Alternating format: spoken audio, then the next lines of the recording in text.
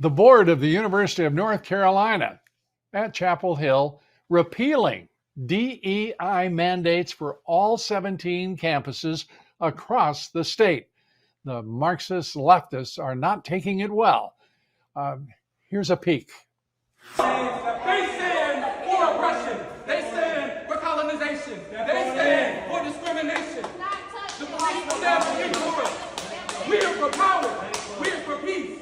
We are for love. They are for discrimination. They are for exclusion. And they are for intimidation. That is what we're here for. We're here for love. They are directly opposed to love. They are diametrically opposed to love. Sarah, don't push her, Sarah. We are here for love.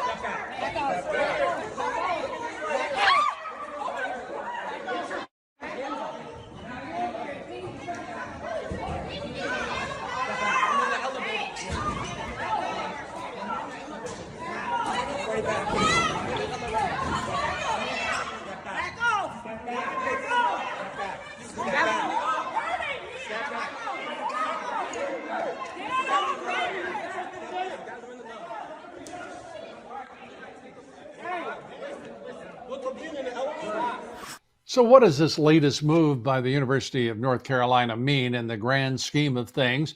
Is the tide actually turning against diversity, equity, inclusion nationwide? Let's bring in Professor of Political Science at Suffolk College and host of the P.A.S. Report podcast and Campus Reform Higher Education Fellow, Nick Giordano. Nick, great to have you with us.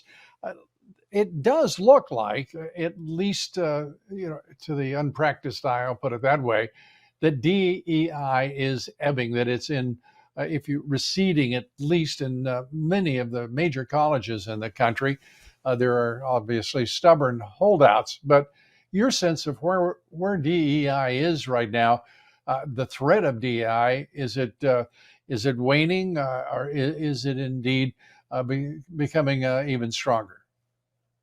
I think it is waning. I think the tide is turning against this whole diversity, equity, inclusion push. And we've been largely outspoken about it because we see how toxic it is to our country and our people. So the UNC decided that it was going to start pulling back on its diversity, equity, inclusion programs, because I think they started to realize that when you see students tearing down an American flag and hoisting up a Palestinian flag, it took the chancellor, Lee Roberts, who I applaud, seeing that, saying that maybe it's gone a little too far. When you have students screaming about intifada and not even knowing what intifada means, they realize that it's gone too far. So we've seen a number of states and universities begin to dismantle the diversity, equity, inclusion push. But the fight is ongoing. I'm in academia, so I'm surrounded by diversity, equity, inclusion. And that's why at Campus Reform, we've been reporting so much about it. Because what it does is it poisons the mind of the youth. It makes it toxic. This idea that you're going to pit people into groups in America and then pit those groups against each other, teaching them that America is inherently racist and evil country, teaching them that our entire concept was built on the idea of slavery. It's a false history that the left has tried to promote, and it's done enormous harm to this country, as we're witnessing with the poll numbers. Only 23% of those under the age of 30 believe that patriotism is important. Only 18% are very proud to be American. How could a country survive if its future leaders despise the country that they were born in and that they're going to lead? It's absolutely the right questions to be asked. The problem is that people haven't been paying attention really to the answers for some years now. We go back to Christopher Rufo and his first revelations about CRT, James Lindsay, amongst others. We're looking at what has been a handful of people willing to take this up, and including yourself, to take it as a serious issue and to reveal it to the broader public. We are looking right now at a university system, and I'm not talking about the public system, the private system, just universities across the country, that frankly, they've become indoctrination centers. Education has slipped woefully. Testing, and where we can get reliable testing, shows absolutely no interest in achievement, knowledge bases, merit. It is an appalling circumstance that is gripping much of the country still. Well, I think you're spot on there. I mean, when you look at the numbers in the American education system, we should be ashamed of ourselves. I mean, the student proficiency levels are at all-time lows. Only 37% of graduating seniors can read, write, and do mathematics at the college level. 60% of incoming freshmen this year are going to have to take at least one remedial course of information they should have learned in high school. And the reality is that Americans know very little about the country that they've been in. So what are our schools teaching? And that's where it comes to ideology. Diversity, equity, inclusion is not an academic field. It is a political agenda. It's to develop a whole bunch of future activists that support left-wing political causes. And that's the problem I have. I have two children. I want them to grow up in America that I grew up in, that's loved and respected. An America that believes in the principles of freedom and liberty. Unfortunately, we're not teaching those principles anymore. And in my classroom, I give my students the citizenship exam the very first day of class, and only 6% of students will be able to pass the basic citizenship exam, which is relatively easy. And they can't identify the United States Constitution, whether they could distinguish between the United States Constitution and the Russian Constitution. So we are in dire straits. And that's why I think that you're seeing more and more people come out to speak against diversity, equity, inclusion. The left tries to portray it as that it's not innocuous, that it's just giving voices to minority populations. Mm-hmm. That's not true. I encourage every single American out there, look at the diversity, equity, inclusion frameworks, including in New York State, which is my state, where it explicitly says that institutional racism is in every single system, whether it's education, healthcare, government, medical, and that right. Americans, by and large, are inherently racist depending on the skin color they're born with. And the minority population is inherently going to be victims to those racist white people with their implicit biases. And this is where you create a tribal society. We deviate away from the idea of e pluribus unum, out of many comes one, and create a nation. And we turn towards a country like Afghanistan, where you have all these competing tribes, and ultimately that destroys nations. Destroys nations. This one is under a vicious assault by the Marxist Dems who control the Democrat Party. It is under vicious assault by the legal profession, by academia, where there's more indoctrination than education in too many instances.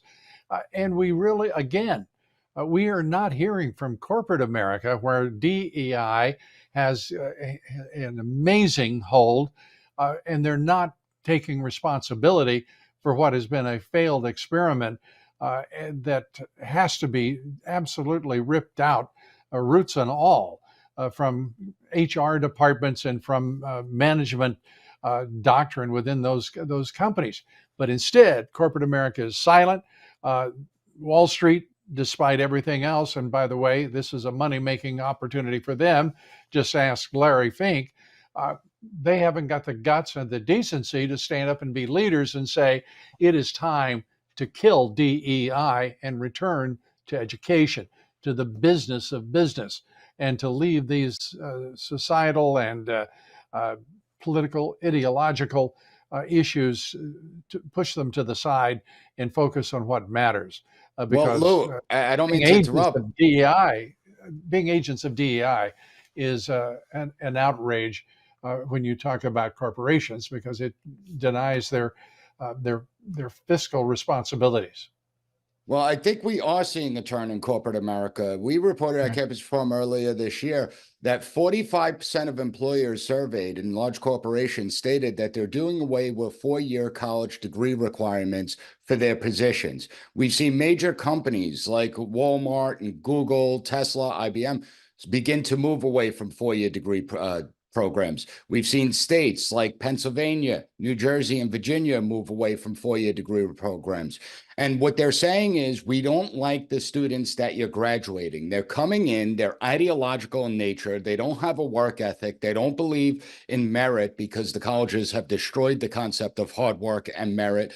And so now we're not going to bother hiring those individuals, and we're going to expand our pool to find students, young Americans, that will come in and actually put in the work. And so I think corporate America is starting to push back, and some companies have announced they are doing away with their DEI programs, but also parents and students themselves.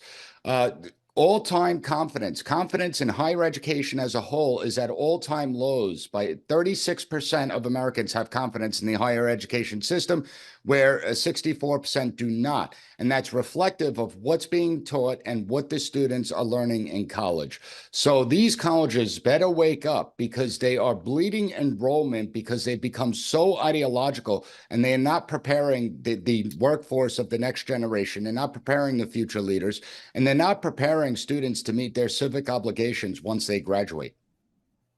You know, you're exactly right. And when I was talking about the leadership of corporate America, talking about directly and bluntly meeting DEI and its advocates head on and explaining what's happened to the country. We're not hearing that from corporate and business leaders, is at least to the degree that I would want us to.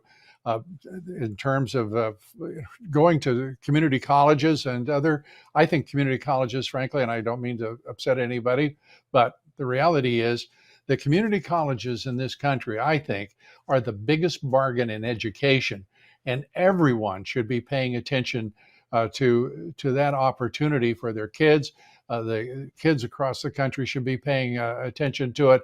Because when we start talking about $50,000, $60,000, $70,000 a year for an education that is really about indoctrination, that it isn't involved, in my opinion, and the important core education, which is always to me science, technology, engineering, and mathematics, I get a little troubled that so many people are going there for an opportunity to sit in the class and talk about big words and big ideas without any connection to a reality that right now in this country is deeply threatening to their futures.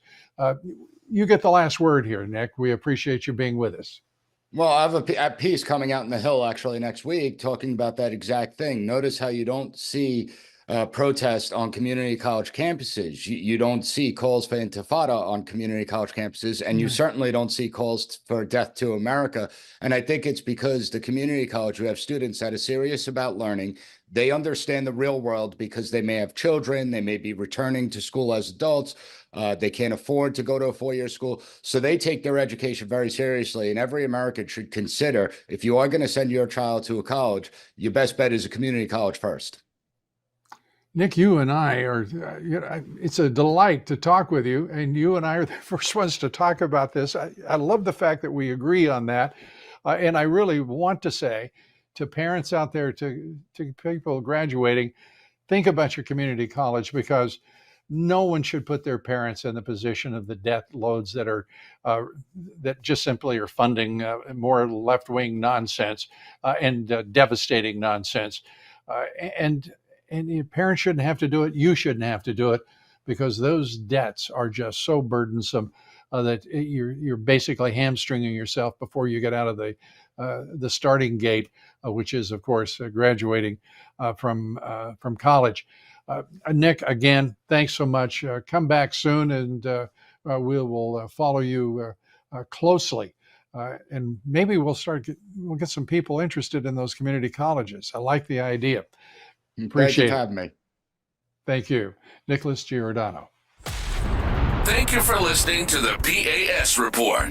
Don't forget to rate, share, and hit that subscribe button. That way you'll never miss an episode. For more exclusive content and updates, visit us at PASreport.com and follow Professor Giordano on all social media platforms at P.A.S. Report.